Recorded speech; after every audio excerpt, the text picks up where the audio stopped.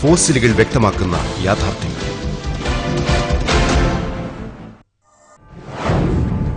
ചരിത്രത്തിന്റെ ഒരു ഘട്ടത്തിലും പ്രാഗ് രൂപം എന്ന നിലയിൽ ഒരു ജീവിവർഗം നിലനിന്നിരുന്നില്ല.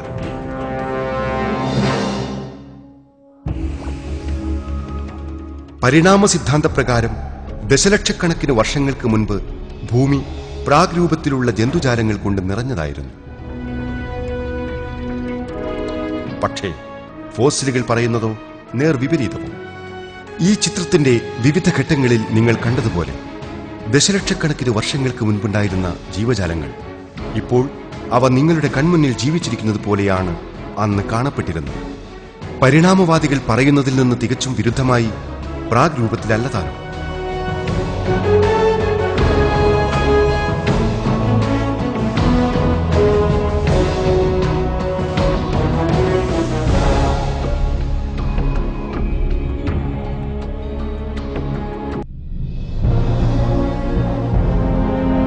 പ്രാരംഭകാലത്ത് ജീവിച്ചിരുന്ന ജീവിവർഗങ്ങൾക്ക് നന്നായി വികാസം പ്രാപിച്ച സങ്കീർണമായ മികച്ച സവിശേഷതകൾ ഉണ്ടായിരുന്നു എന്നാണ് ഫോസിൽ രേഖകൾ സൂചിപ്പിക്കുന്ന സത്യം.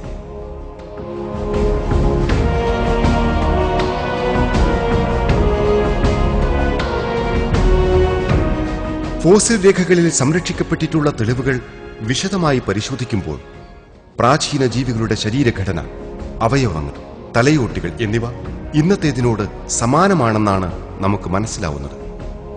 ഈ യാഥാർത്ഥ്യം തീർച്ചയായും പരിണാമ സിദ്ധാന്തം മുന്നോട്ട് വെച്ച എല്ലാ മിത്തുകളെയും പരമ്പരകളെയും പൂർണ്ണമായും തള്ളിക്കളയുന്നു. കാരണം പ്രാകൃതമായ അവസ്ഥയിൽ നിന്ന് ദശലക്ഷക്കണക്കായ വർഷങ്ങളിലൂടെ ഇന്നത്തേതിലേക്ക് ജീവിവർഗങ്ങൾക്ക് യാതൊരുവിധ പരിണാമവും ഒരിക്കലും സംഭവിച്ചിട്ടില്ല. പരിണാമവാദികൾ കരുതിയ പോലെ ഒരു കാലത്തും ഇടക്കാല ജൈവരൂപങ്ങൾ നിലനിന്നിരുന്നില്ല.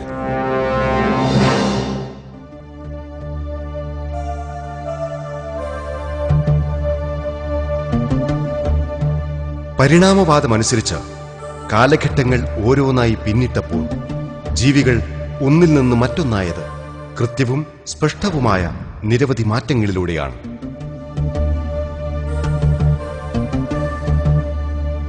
ഈ അവകാശവാദം ശരിയാണെങ്കിൽ കുഴപ്പങ്ങളുള്ള സമ്പൂർണമല്ലാത്ത അവികസിത ഇടക്കാല രൂപങ്ങൾ ഒരിക്കൽ നിലനിന്നിരുന്നതായി കാണപ്പെടണം.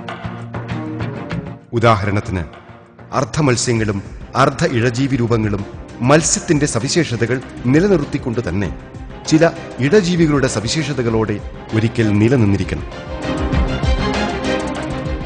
അല്ലെങ്കിൽ ഉരകങ്ങളുടെയും പക്ഷികളുടെയും സ്വഭാവങ്ങൾ ഇടചേർന്ന രീതിയിൽ ഒരു ജീവിവർഗം നിലനിന്നിരിക്കണം.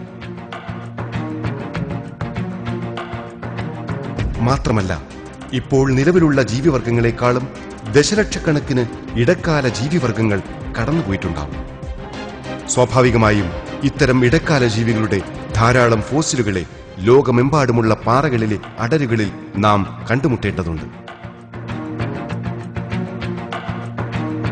ഇവ കാരണം ലോകത്തുള്ള എല്ലാ മ്യൂസിയങ്ങളും ഇങ്ങനെ അർദ്ധ മീനുകൾ, അല്ലെങ്കിൽ അർദ്ധ ഉരകങ്ങൾ, അല്ലെങ്കിൽ അർദ്ധ പക്ഷികൾ, പകുതി മാത്രം ചിറകുള്ള, പകുതി ചികളുകളുള്ള, പകുതി വാലുള്ള, പകുതി കാലുകളുള്ള, കണ്ണില്ലാത്ത, ഒറ്റക്കണ്ണോടുകൂടിയ, ഒറ്റക്കാതോടുകൂടിയ വിവിധ ജീവരൂപങ്ങളുടെ ഫോസിലുകൾ പ്രദർശിപ്പിക്കേണ്ടതുണ്ട്. ഇവയെല്ലാം തന്നെ ഒരു തരത്തിൽ അപൂർണവും വൈകല്യമുള്ളവയും ആയിരിക്കും. ഈ വസ്തുതയെക്കുറിച്ച് നന്നായി ബോധ്യമുണ്ടായിരുന്ന ഡാർവിൻ തന്റെ ഒറിജിൻ ഓഫ് സ്പീഷീസ് എന്ന പുസ്തകത്തിൽ ഇങ്ങനെ എഴുതി: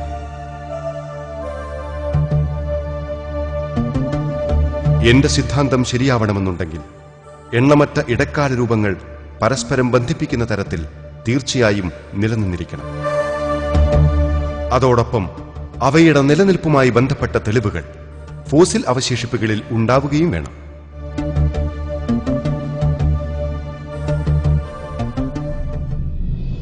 ഫോസിൽ രേഖകൾ എല്ലാം തന്നെ പരിശോധിച്ചാലും ഇടക്കാല രൂപങ്ങളിൽ ഒന്നിനെപ്പോലും കണ്ടെത്തുക സാധ്യമല്ല.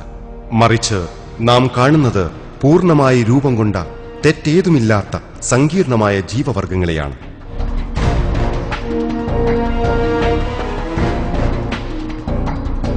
നാമാവശേഷമായി പോകാത്തവയ്ക്ക് ഇപ്പോഴുള്ള ജീവികളുമായി യാതൊരുവിധ വ്യത്യാസവും ഇല്ല.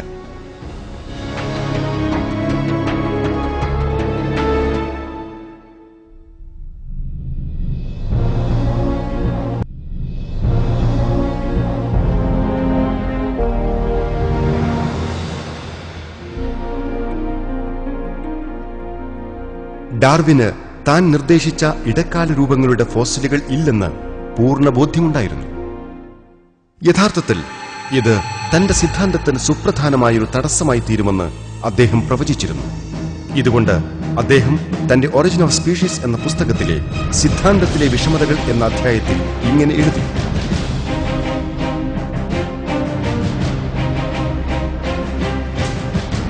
കൃത്യമായി മനസ്സിലാക്കുവാൻ പ്രയാസമുള്ള സൂക്ഷ്മവും പടിപടിയുമായുള്ള പരിവർത്തനങ്ങളിലൂടെയാണ് ഒരു ജീവിവർഗം മറ്റൊന്നിൽ നിന്ന് പരിണമിച്ചത് എങ്കിൽ എന്തുകൊണ്ട് പരിവർത്തനം സംഭവിച്ച യഥേഷ്ടം ഫോസിലുകൾ നാം എല്ലായിടത്തും കാണുന്നില്ല? ഈ സിദ്ധാന്തമനുസരിച്ച് എണ്ണമറ്റ പരിവർത്തിത രൂപങ്ങൾ നിലനിന്നിരിക്കണം. എന്നാൽ എന്തുകൊണ്ടാണ് എണ്ണിയാലൊടുങ്ങാത്ത ഫോസിലുകൾ ഭൂമിയിൽ കാണപ്പെടാത്തത്? എല്ലാ ഭൗമരൂപീകരണങ്ങളിലും അടരുകളിലും എന്തുകൊണ്ടാണ് ഇത്തരം ഇടക്കാല ബന്ധങ്ങൾ നമുക്ക് കാണാൻ സാധിക്കാത്തത്? ഭൗമശാസ്ത്രം തീർച്ചയായും ക്രമാനുഗതമായ ജൈവ ചങ്ങലകളെ വെളിപ്പെടുത്തുന്നില്ല. ആയതിനാൽ ഇത് എന്റെ സിദ്ധാന്തത്തിന് വിപരീതമായി ചൂണ്ടിക്കാണിക്കാവുന്ന വ്യക്തവും ഗുരുതരവുമായ ഒന്നാണ്.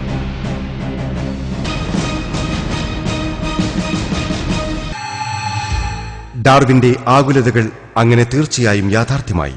കഴിഞ്ഞ 150 വർഷക്കാലമായി പരിണാമവാദികൾ ഭൂമിയുടെ വിവിധ അടരുകൾ കുഴിച്ചുകൊണ്ടിരിക്കുന്നു. പക്ഷേ അവർക്ക് പേരിനൊരു ഇടക്കാല രൂപം പോലും കണ്ടെത്തുവാനായിട്ടില്ല. ഇത് അവരുടെ കണക്കുകൂട്ടലനുസരിച്ച് അനേകം കോടികൾ വരും എന്നിരിക്കലും. പ്രാകൃത ജൈവരൂപങ്ങൾ, ക്രമാനുഗതമായ പരിണാമം, വർഗങ്ങൾക്കിടയിലെ രൂപാന്തരം, ഇടക്കാല രൂപങ്ങൾ, നഷ്ടപ്പെട്ട ബന്ധങ്ങൾ എന്നിങ്ങനെ പരിണാമവാദികൾ അവതരിപ്പിച്ച തികച്ചും കൃത്രിമവും വഴിതെറ്റിക്കുന്നതുമായ വിവിധ ധാരണകൾ ജീവിക്കുന്ന ഫോസിലുകളിലൂടെ തകർന്നടിക്കുന്നു.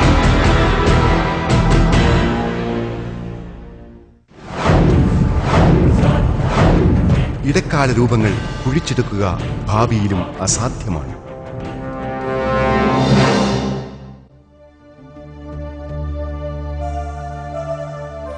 ഈ ഇടക്കാല രൂപങ്ങളുടെ വിഷമത നേരിട്ടപ്പോൾ ഈ കാലഘട്ടങ്ങളിലെ ഫോസിൽ രേഖകൾ അപര്യാപ്തമാണെന്നതായിരുന്നു ഡാർവിന്റെ ഏക വിശദീകരണം. ഫോസിൽ രേഖകൾ പരിശോധിച്ചാൽ ഇടക്കാല രൂപങ്ങൾ കണ്ടെത്താനാവുമെന്ന് പറഞ്ഞ ഡാർവിൻ തന്റെ സിദ്ധാന്തം മുന്നോട്ട് വെച്ചുകൊണ്ട് ജീവിവർഗങ്ങൾ ഒന്നിൽ നിന്ന് മറ്റൊന്ന് പരിണമിച്ചുണ്ടായി എന്ന് അവകാശപ്പെട്ടു. പക്ഷേ യഥാർത്ഥത്തിൽ ഡാർവിന്റെ അവകാശവാദങ്ങളെ പൂർണ്ണമായും തള്ളിക്കളയത്തക്ക വിധം ഫോസിൽ രേഖകൾ ഇന്ന് സമ്പന്നമാണ്.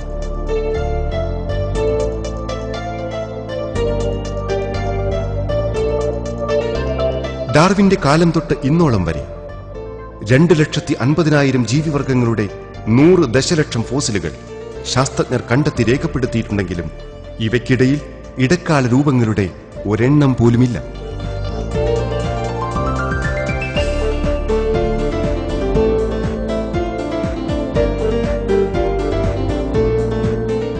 ഇന്ന് ഭൂമിയുടെ വിവിധ അടരുകളിലുള്ള 99% ഫോസിലുകളും കണ്ടെടുക്കപ്പെടുകയും പരിശോധിക്കുകയും ഉണ്ടായിട്ടുണ്ട്. ഇവയ്ക്കിടയിലെ പരിണാമപരമായ ഫോസിലുകളുടെ അസാന്നിധ്യം കാണിക്കുന്നത് ബാക്കി വരുന്ന 1% നിന്ന് ഈ സാങ്കല്പിക ജൈവരൂപങ്ങളുടെ ആവിർഭാവം അസാധ്യമാണെന്നാണ്. എന്തൊക്കെയായാലും ഇടക്കാല രൂപങ്ങളെ ഒരു ദിവസം കണ്ടെത്തുമെന്ന പ്രതീക്ഷ പരിണാമവാദികളുടെ